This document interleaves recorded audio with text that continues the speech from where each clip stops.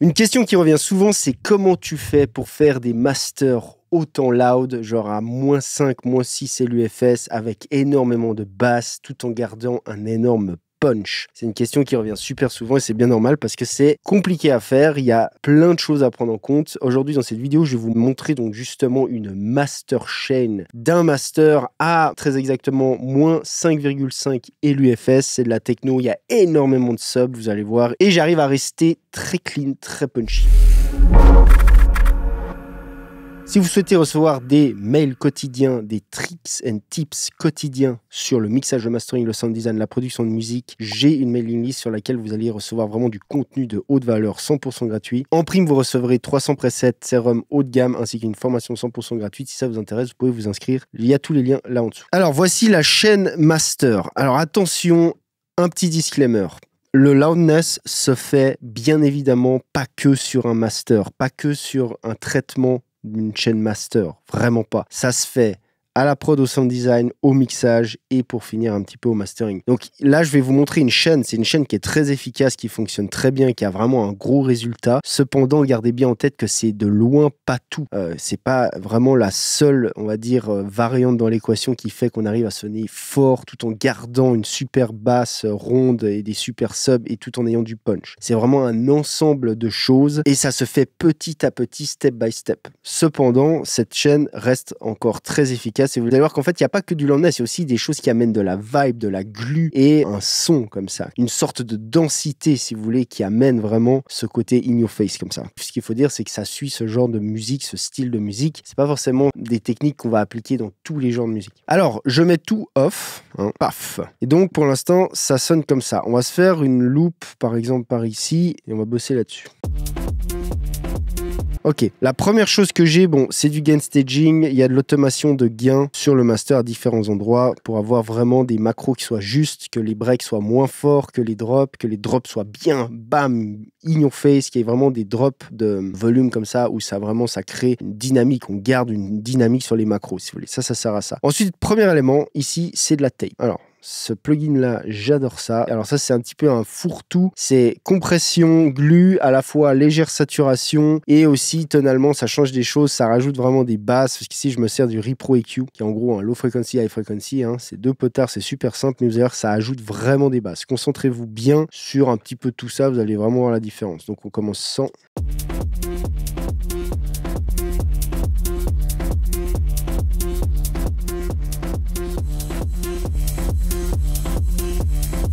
Ok, vous voyez, ça amène en fait ce côté un petit peu hi-fi. Ça fait genre comme un smile EQ, on rajoute ce côté super rond dans les basses, mais en même temps, ça glue les basses. Il y a un effet, une forme de compression qui se passe dans les basses, hein, avec ce plugin qui est magique. Et ça rajoute aussi des aigus. Donc il y a vraiment cette sensation hi-fi, et là, ça suit vraiment ce mix. Alors aussi, un autre disclaimer, le mix a été fait là-dedans. Hein. Ok, mais vous voyez, ça c'est la première étape. Ça amène vraiment une vibe, une color, ça amène cet effet glue. Deuxième étape ici, c'est Unisom. Alors lui, vous allez voir qu'il travaille bien fort. Il était là aussi assez tôt dans le process. J'ai mixé pas mal dedans. Et vous allez voir qu'il est en parallèle. Notez bien ça, il est à peu près à 50% en parallèle, d'accord? Et vous allez voir que c'est une grosse compression.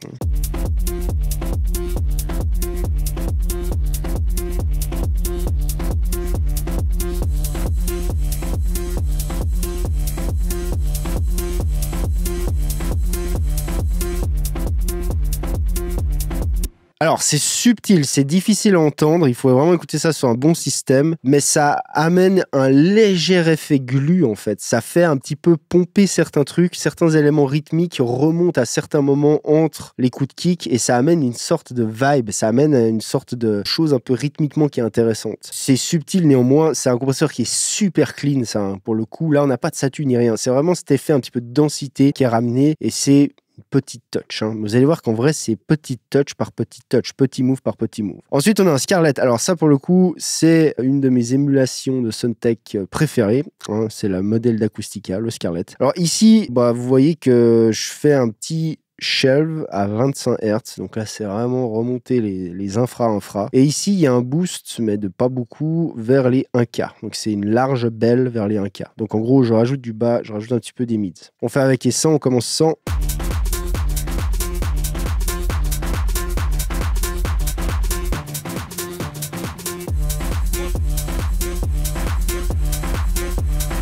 Ok, vous voyez, c'est subtil, ça amène un côté présence dans les mids qui est agréable. Et à partir de là, on rentre dans de l'analo. On va dans une chaîne analogue et là, il y a plein de choses qui vont se passer et le nerf de la guerre va être là. Parce qu'après ça, après l'analo, en fait, au retour, on a juste un simple limitless terminé. Et vous voyez qu'il est à 0. Je fais aucun gain dedans. Ok, il y a une légère EQ dedans, mais ça, on verra à la fin. Pour tous ceux qui souhaiteraient se former en profondeur, notamment sur le mastering, j'ai une formation qui s'appelle Mastering in the Box, où je vous montre comment appliquer ce genre de technique full in the box. Pour le coup, là, je ne parle pas d'analogue, mais je vous montre comment appliquer, comment faire des masters qui sonnent super loud, comment obtenir de la clarté, comment créer des équilibres, tout ce dont vous avez besoin de savoir pour faire vos propres masters vous-même, être compétitif et réussir à vous démarquer en termes de son, de sonorité. Si ça vous intéresse, je vous mets tous les liens dans la description. Profitez en ce moment, elle est en grosse promo. Donc si vous voulez vous former là-dessus, vous voulez vraiment step up à ce niveau-là, je vous mets tous les liens en dessous. Ok les amis, donc à partir de là, on rentre maintenant dans la chaîne analo. J'active mon insert. Et en tout premier, ce que vous pouvez voir, c'est qu'on rentre dans le SPL Hermès qui me permet de choisir dans quel insert analogue je vais rentrer. Et ce que vous voyez ici en first, en premier, c'est l'insert D. Et l'insert D, c'est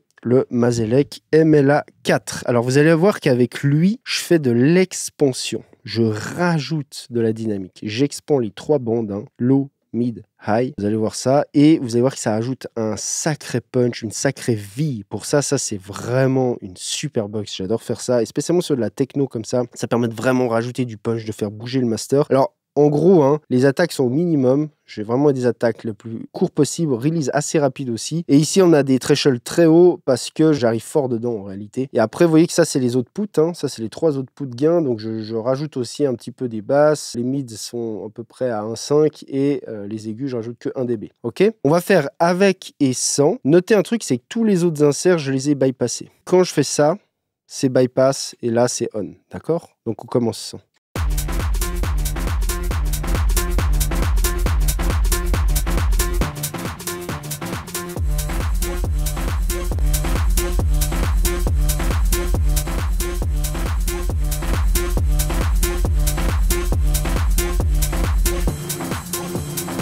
Ok, vous avez vu, donc on gagne un énorme punch, une énorme vie avec ça. Et ça, c'est vraiment une machine pour ça qui est magique. Ensuite, en 2, vous pouvez le voir, on est dans l'insert C. L'insert C, c'est le Better Maker Mastering Equalizer. Alors là, pour le coup, lui, vous allez voir, je vais le réengager. Il est flat.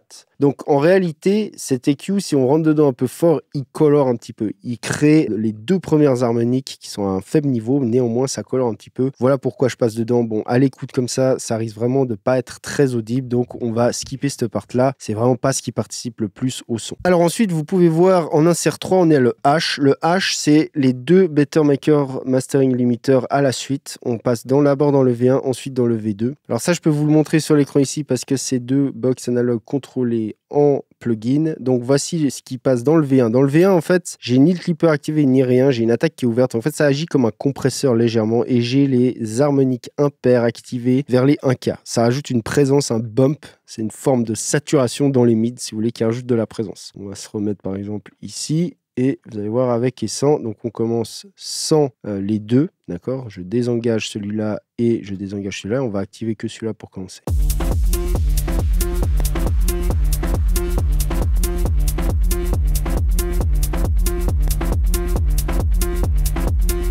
Alors, on est bien d'accord que c'est très subtil, mais ça rajoute quand même un petit peu de présence dans les mids, mais ça reste très subtil, on est bien d'accord. Ensuite, on va dans le 2e, ici, donc je l'engage. Alors avec lui, on clip majoritairement dans les grandes lignes. On réalise très court, on a une attaque plutôt grande, donc on fait principalement du clipping.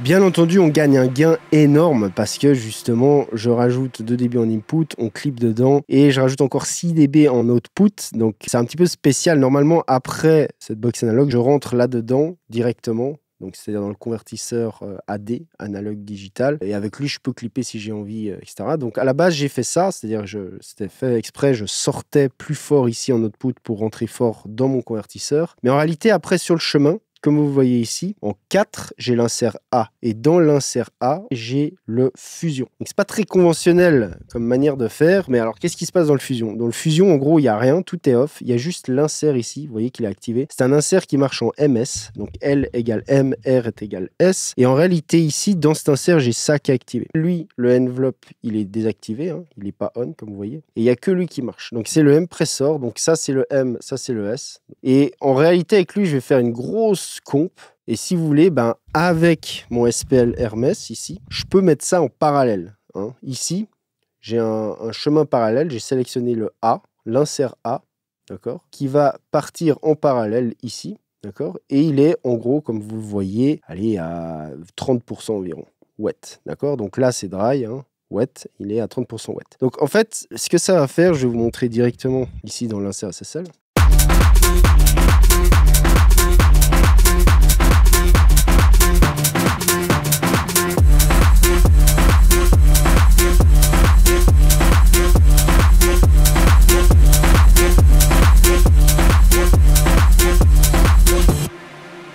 Donc ce qu'on va pouvoir faire, c'est ici, vous voyez que je vais le mettre à fond wet, comme ça vous allez entendre uniquement ce que fait cet insert. Et c'est une forme de parallèle comp, mais qui en même temps crée un truc dans le S, hein. Ça crée un truc dans la stéréo et c'est vraiment sympa à remélanger ensemble. On va simplement ici faire full wet et revenir où on en était et vous allez voir comment ça sonne.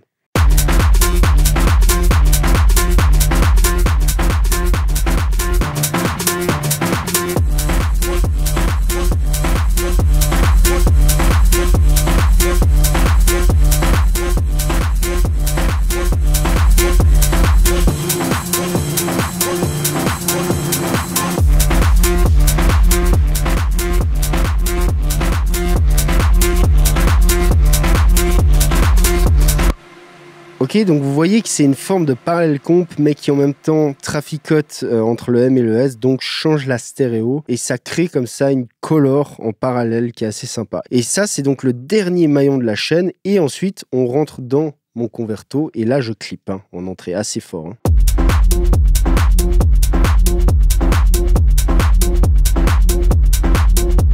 Alors, certains d'entre vous peut-être pourraient se poser la question de combien je clip. Eh ben, je ne sais pas. Et c'est ça la magie de l'analo, c'est qu'on se sert de nos oreilles et on se sert pas de vumètre ou de choses qui nous montrent des gain reduction. Et c'est ça qui est bien. Ça vous force, si vous voulez, à vraiment écouter et non pas regarder. Et donc après ça, on revient. On est donc de nouveau en numérique. On est dans notre dos. Et pour finir ici, j'ai un simple limitless et terminé. Et vous allez voir qu'il travaille vraiment pas beaucoup. Hein.